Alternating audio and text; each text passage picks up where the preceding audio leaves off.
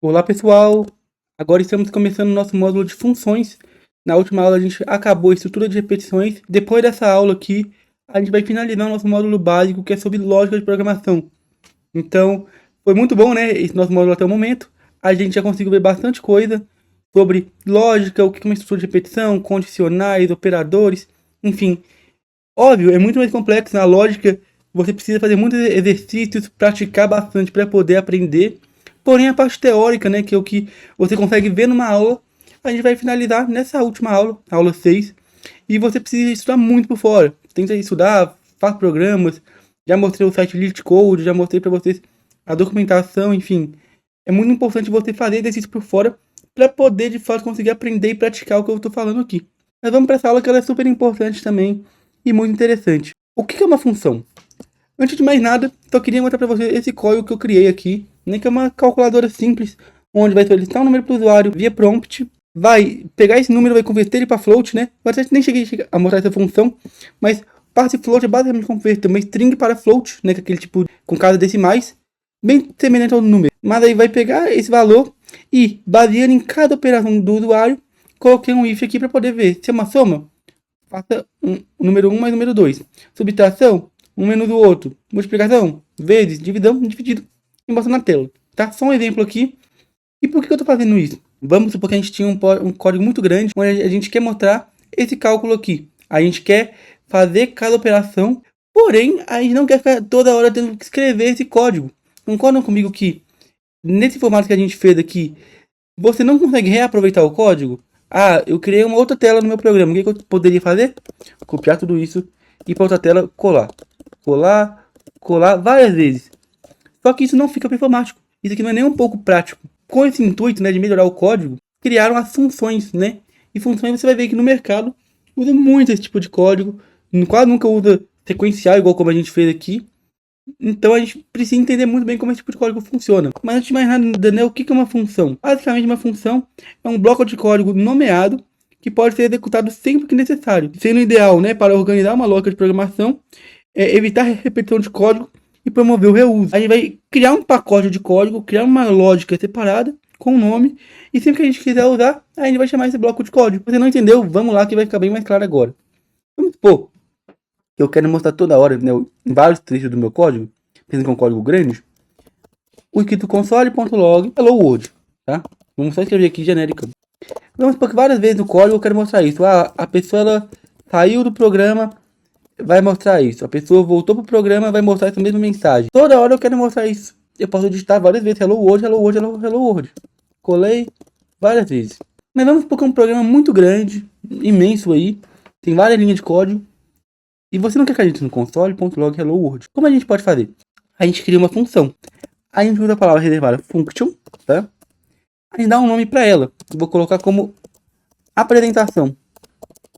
Lembrando, não pode ter espaço, não pode ter acentuação, não pode ter nada.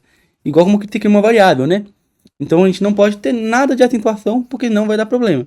A gente apenas cria o nome dela, tá? Então function, o nome, abre e fecha parênteses, e depois, na maior de menor, né? Como se a gente estivesse fazendo um for, um if, enfim. A gente vai nomear dessa forma aqui. Criamos, agora a gente passa essa mensagem para dentro da função. A função está montada.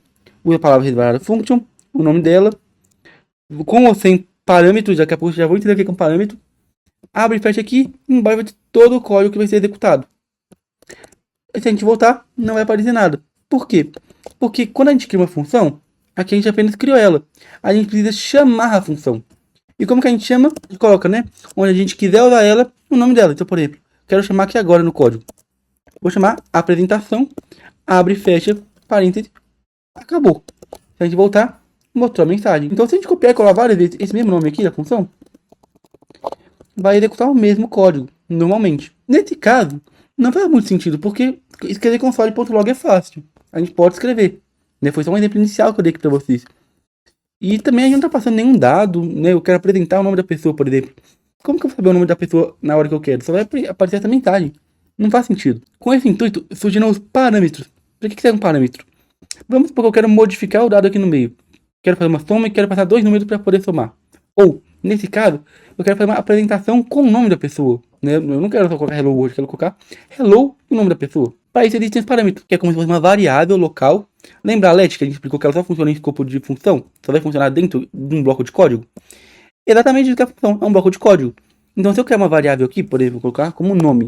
Toda vez que eu quiser chamar um usuário, vou passar o nome dele. Vai ser só hello world. Hello Arthur. Hello Lucas, por exemplo. Então, baseando nesse parâmetro, a gente vai chamar.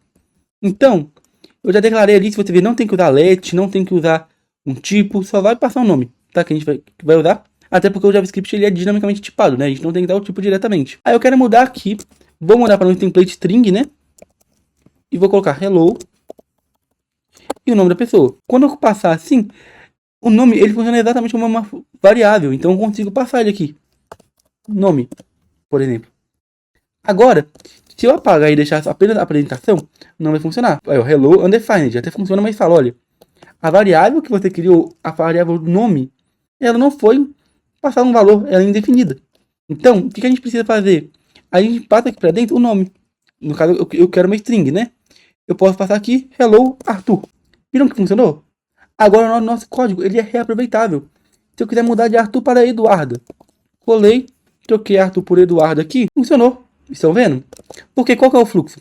Vai chamar a função. Se eu passei um valor aqui, esse valor vai vir para essa variável. Nome você pode pensar que é uma variável mesmo, tá? É uma variável só que de escopo local. Então ela só vai funcionar aqui dentro. Se eu tentar chamar nome aqui embaixo, ó, console.log e o nome, né? Ele não funciona. O nome não foi definido. Por quê? O nome ele só funciona aqui dentro dessa função. Então é uma variável local. Da mesma forma que eu criar uma let, tá? Se eu criar aqui uma let, eu vou dar um nome definido, que vai ser Arthur. Vou tirar o nome daqui de cima, porque senão vai dar conflito, né? Funcionou, porque toda hora eu tô passando Arthur, concorda? Não tá sendo dinâmico. Mesmo que eu use esse parâmetro aqui, ele não tá funcionando. Porque eu tô usando toda hora um valor fixo aqui. Porém, se eu tentar chamar esse Arthur aqui fora, nome, não vai funcionar porque eu declarei aqui dentro do código, né? Qualquer variável que eu declarar dentro de uma função, tá vendo? Dentro desses parênteses aqui, dessas chaves, no caso, né? Não vai funcionar, porque foi declarado dentro da função. E nem se eu declarar aqui em cima. Aqui em cima, no caso, se eu quiser passar um dado na hora de criar a função, né? Na hora que eu chamei ela aqui, eu quero passar um dado. Eu passo aqui e ele só vai funcionar aqui dentro. Se vocês verem, já voltou a funcionar. Arthur e Eduardo. Nesse caso, você consegue ver uma função, que ela é um bloco reaproveitável de código. E existe uma diferença entre procedimento e função. Porque nesse caso aqui, a gente viu que a gente está passando um dado. Porém, já está retornando o dado aqui dentro. Estão vendo? Eu só chamo a função. Isso seria um procedimento. Porque é um dado que ele não precisa, né, retornar nenhum valor. Eu já estou colocando um valor ali dentro. Se eu quisesse retornar, no caso do JavaScript, é tudo uma função. Porque a gente tem retorno dinâmico, ou seja, a gente não tem que declarar o retorno. Vai ser o retorno de inteiro? Vai ser o retorno de string? A gente não declara, a gente apenas retorna. Outras linguagens vai ter essa diferença. No meu material complementar que eu deixei aqui no blog, eu estou explicando muito a fundo isso, tá? Mas, de forma geral, saibam. O procedimento é uma função sem retorno. Aqui eu não estou retornando, estou mostrando algo na tela. E se eu quiser fazer esse mesmo código, só que no caso eu não vou retornar um console.log aqui dentro. Eu vou colocar um return e vou retornar a string completa. Como que isso funcionaria? Eu apagaria aqui, colocaria return, é uma outra palavra reservada, vocês até veem que ela fica rosa, e vou passar a string diretamente. Então, vou colocar até como template string, né, para ficar mais fácil.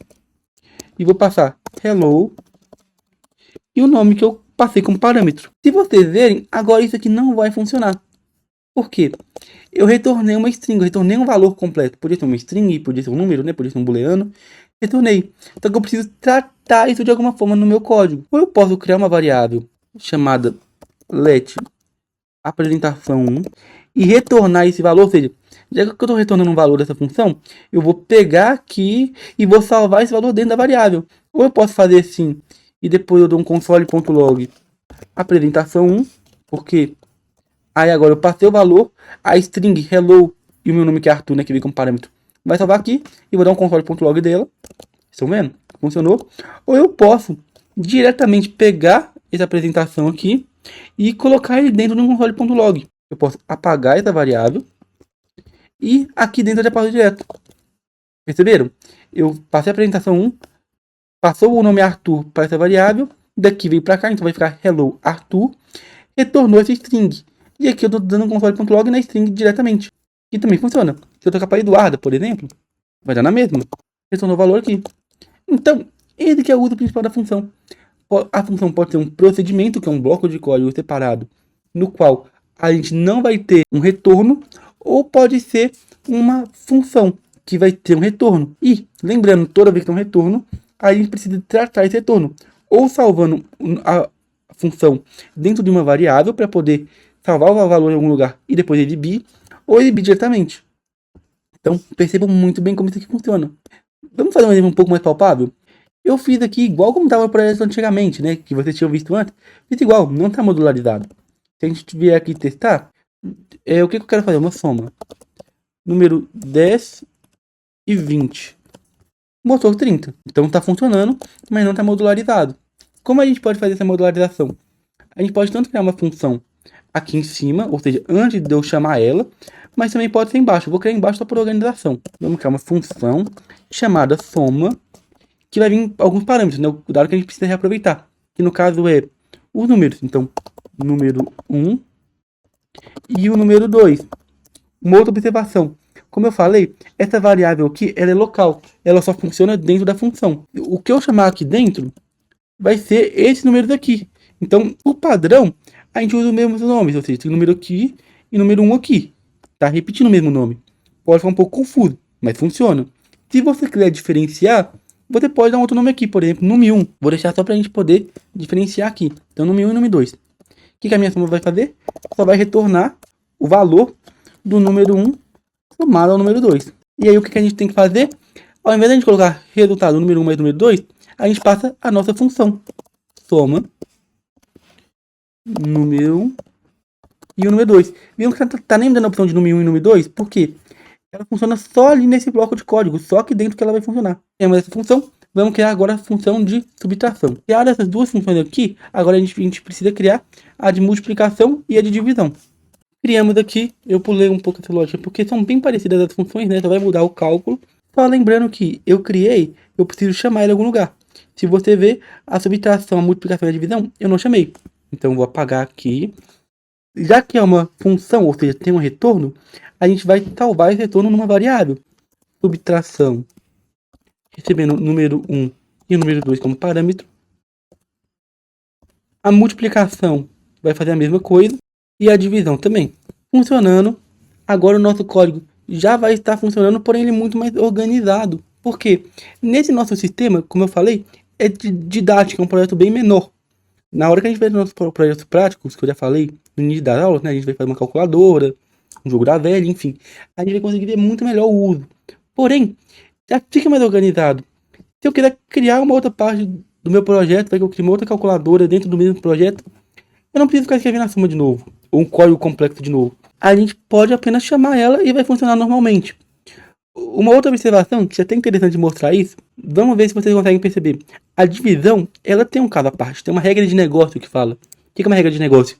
Agora a gente precisa fazer alguma validação, alguma verificação, tratar algum dado. A divisão, ela precisa fazer isso. Se você lembrar, né, da matemática básica, o número que está sendo dividido, né, no caso o número 2, ele não pode ser igual a zero, porque se ele for igual a zero, vai dar problema. Então, nesse nosso caso, a gente pode tratar aqui. Aí só retornou o número 1 dividido pelo número 2. Então, como a gente pode verificar? Podemos criar um if aqui dentro, né? Qualquer estrutura de repetição ou condicional vai funcionar dentro da sua função. Tratamos aqui já. Se o número 2 for igual a zero, bota uma mensagem. Se não for, não vai entrar nesse if, que eu já expliquei para vocês. Aí a gente só retorna a divisão. Então, se vocês verem, a gente pode criar toda uma lógica complexa aqui dentro. Se fosse uma soma que só pode ter números positivos, já podia verificar aqui. Número 1 é maior do que zero? Não pode fazer. É um bloco de código completamente funcional. Você consegue fazer todas as operações aqui dentro. Consegue fazer todos os seus cálculos normalmente. Vamos verificar se esse código funcionou? Digita a operação que você quer fazer. Vou fazer a divisão para a gente verificar se o erro deu certo, né? Então, divisão. Ok.